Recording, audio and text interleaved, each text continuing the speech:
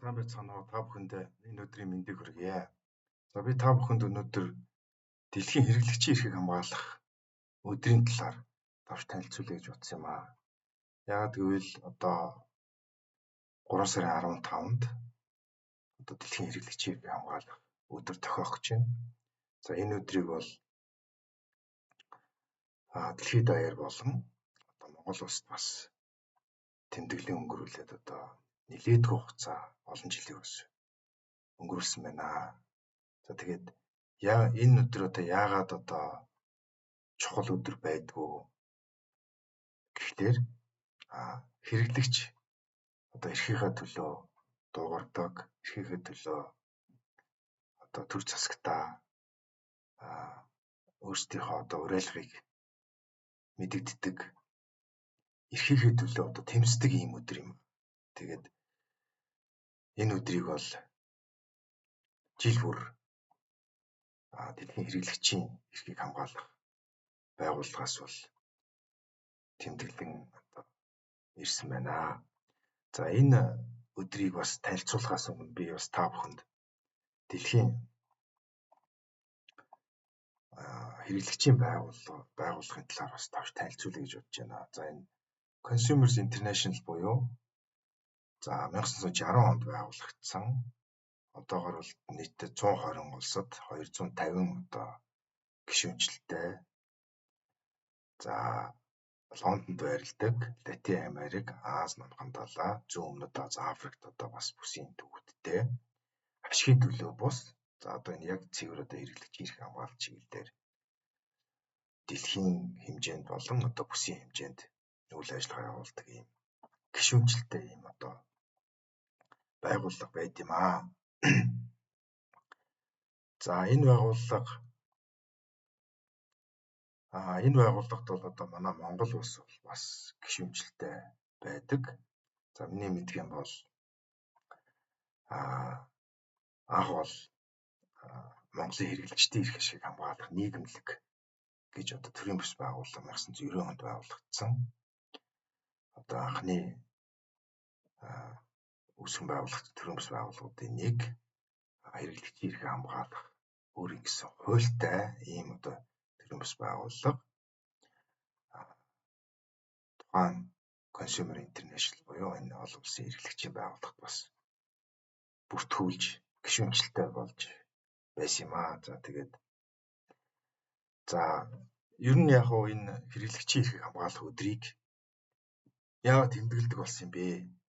Энэ талаар би бас нэг товч танилцуулъя гэж бодож байна л да.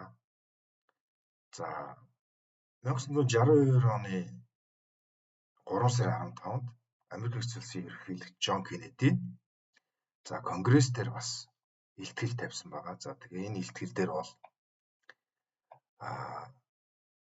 хэрэглэгчийн эрхийн одоо түгээмэл тунхаг гэх талаар товч танилцуулсан байдаг.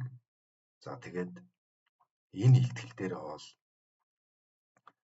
Джон Кеннеди одоо дараах мэдэгдлийг хийсэн байт юм аа. За энэ мэдэгдэл дээр юу гэсэн бэ гэхээр хэрэглэгч гэж тодорхойлолтоор хэрэглэгч бид бүгдийг бол багтаанаа. Хэрэглэгчид баг бүх төрлийн болон одоо аж ахуй нэгж одоо төр нийгэм төрийн хэрэгжүүлж байгаа үйл ажиллагаа болон хувийн одоо чин чанартай мөн одоо эдийн засаг шийдвэр гаргахад бол нөлөөлдөг юм аа. За нөлөөлдөг эдийн засгийн хамгийн том бүлэг юм аа. Гэсэн хэдий ч бол тэд бас тэдний үзэл бодол бол бас одоо айхтар мэдэгдэхгүй байна, сонсогдохгүй байна. Тийм учраас энэ бол их чухал бүлэг юм аа гэж ингэж тодорхойлсон байт юм аа. Тэгээд энэ цагаас хойш бол Америк нэгдсэн улсын одоо Конгрессоос хэрэглэгчийн эрхийг бол одоо маш их одоо чухалчилж үзэж одоо энэ 3 сарын 15-ныг бол дэлхийд даяарын хэрэглэгчийг хамгаалах өдөр болгон одоо ингэж тэмдэглэж ирсэн бас түүхтэй юм аа. За тэгээд энэ өдөр бол хэрэглэгчд маань хэрэглэгчийн эрхийн хамгаалах талаар мэдээлэл авна. Дэлхийд даяар одоо хэрэгжүүлж байгаа үйл ажиллагааны талаар мэдээлэл авна. За мөн одоо энэ одоо хэрэглэгчийн үндсэн 8 эрх байдаг, та бүхэн одоо зарим нь мэдэх бах. За энэ эрхүүдэд бол нэгдүгээрт нь бол үндсэн хэрэгцээгээ хангах эрх, аюулгүй байдлаа хангуулах эрх, за мэдээлэл авах эрх, за сонголт хийх эрх, санал бодлоо илэрхийлэх эрх, тийм ээ. За хохирлоо барагдуулах эрх гэж байна. За хэрэглээний боловсролоор бас хангагдах эрх гэж байна. Боловсролоор хангагдах эрх гэж байна. За одоо эрүүл аюулгүй орчинд амьдрах эрх гэсэн ийм одоо үндсэн 8 эрх, үндсэн хэрэглэгчийн 8 одоо эрх байдаг. Тэгэхээр та бүхэн энэ өдөр бол энэ эрхийнхээ төлөө дуурж хэрэглэгчийнхаа эрхийг хамгаалж одоо үгээ хэлж эрхээ эдлэх ийм одоо өдөр байнамаа. Тийм учраас жил бүр одоо олон улсын хэрэглэгчийн байгууллагаас энэ өдрийг дэлхийн хэрэглэгчийн эрх хамгаалах жил болгон одоо зарлаж тэмдэглэдэг болсон юм аа. За одоо тухайлбал энэ олон улсын хэрэглэгчийн байгууллагаас жил бүрийг бол тухайн одоо дэлхийд дахинд бас тулгамдж байгаа асуудлуудаас одоо нэгийг онцолж тэрийгээ бол тухайн жилдээ одоо ингээд ураа болгож яг энэ чиглэлээр одоо дэлхийн одоо компанид ажлуудыг зохион байгуулж ингэж явдаг юм аа. За өмнөх жил бол 2024 онд бол шударга хэрэглэгчдэд зориулсан шударга хариуцлагатай химэл оюун ухааныг одоо бий болгох гэдэг ийм ураатай байсан байна. За тэгээд энэ чиглэлээр бол манай Монгол улсад ч ялгаагүй одоо үйл ажиллагаа бол хэрэгжсэн гэж ойлгож байгаа. За тэгээд жил болгоныг харуул ингээ өөр одоо сэдвтэй өөр асуудлаар ураа гарч за үн чиглэлээр бол хэрэглэгчийн эрх хамгаалалт чиглэлээр бол ингэж ажилтг юм аа. За 25 оны ураа бол доктортой одоо хэрэглээ, доктортой амжиргаа, амьдралын хэв маягт шилжих гэдэг ийм одоо өргөн цагаар хүрээтэй маш одоо чухал одоо сэдвийг хүндсэн ийм одоо ураа байгаа. 2025 оны ураа бол за англи дээр болохоор Just Transition to Sustainable Lifestyles гэдэг ийм урааг одоо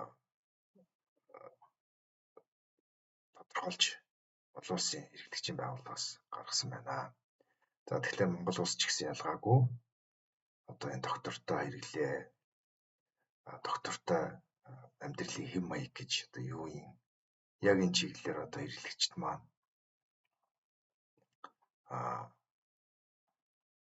амьдралынхаа одоо хэв маягийг бий болгож амьдарч одоо чадж байгаа юу гэдгийг бол бас бодох хэрэгтэй. Тийм учраас энэ жилиг бол доктортой хэрэглээ, одоо доктортой амьдралын хэв маяг гэдэг ийм урааг төвшүүлжээ. Энэ бол маш чухал ураа гэж би бодож байна. Яг тэгвэл одоо дэлхийн нийт бас хүнс үйлдвэрлэл, эдийн засаг, одоо байгаль орчин, уур амьсгал энэ бол маш одоо хүнээс шалтгаалсан, хүний одоо хязгааргүй хэрэглээ энээс шалтгаалснаас болж одоо маш их өөрчлөлтүүд орж цаг уурын байгаль одоо цаг уурын одоо маш их өөрчлөлтүүд орж байгаа, та бүхэн мэдж байгаа. энэ дээр бол одоо ялгаагүй бас энэ хэрэглэгчийн байгууллага бас өөрсдөө ингэж уриалга гаргаж энэ чиглэлээр одоо 25 хоног ажиллахаар болсон байна. За тэгээд жил болгон бол ингээд тодорхой уриалгуудыг гаргаж ингэж явдаг. Хэрэглэгчийн байгууллага, олон улсын хэрэглэгчийн байгууллагаас. Товчхондоо бол одоо та бүхэнд дэлхийн хэрэглэгчийн эрх хамгаалах өдөр гэж одоо чухам ямар өдөр байдیں۔ За энэ олон улсын хэрэглэгчийн байгууллага гэж ямар байгууллага байдیں۔ Талаар та бүхэндээ одоо товч тайлцуулахыг хичээлээ. Анхаарал тавьсанд баярлалаа.